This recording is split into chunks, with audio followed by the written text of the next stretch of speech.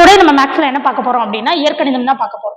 So இன்னைக்கு நம்ம என்ன கணக்கு எடுத்திருக்கோம் அப்படின்னா x equal to y power a, y equal to z power b, z equal to x power c அப்படின்னா ஏபிசியோட மதிப்பு என்ன அப்படின்னு நம்மளுக்கு கேட்டிருக்காங்க. ஸோ நம்ம லாஸ்ட்ல இருந்து ஆரம்பிப்போம். இஜெட் ஈக்குவல் டு என்ன இருக்கு, எக்ஸ் பவர் சியா. சேம் இப்போ எக்ஸுக்கு பதிலாக அதோட மதிப்பு போடுங்க. எக்ஸுக்கு பதிலாக என்ன இருக்கு, ஒய் பவர் ஏ ஹோல் பவர் சி. அப்ப என்ன வந்துடும், ஒய் பவர் ஏசி அப்படின்னு கிடைச்சிடும். சேம் அதே மாதிரியே நெக்ஸ்ட் என்ன இருக்கு, y equal to z power பின்னு இருக்கா. ஸோ அப்போ அதே மாதிரியே மதிப்பு போடுங்க. அப்ப என்ன பண்ணிடலாம், நம்மளுக்கு இஜெட் பவர் பி, ஒய்க்கு பதிலாக என்ன இருக்கு, இஜெட் பவர் பி. இஜெட்டோட மதிப்பு ஏற்கனவே என்ன கண்டுபிடிச்சிருக்கீங்க,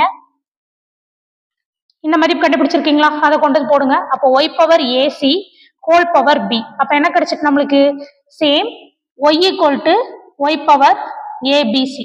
இப்ப ரெண்டுலயுமே பேஸ் எப்படி இருக்கு, நம்மளுக்கு அடிமானம் ஒண்ணு போல இருக்கா. அப்ப அது ரெண்டு கேன்சல் ஆயிரும். இங்க பவர்ல ஒண்ணு இருக்கிறது அர்த்தம். அப்ப ஏபிசி ஈக்குவல் டு என்னது, மதிப்பு 1. இதோட ஆன்சர் ஆப்ஷன் டி 1. சேம் இதே டைப்ல உங்களுக்கு ஒரு ப்ராப்ளம் கொடுத்துருக்கேன்.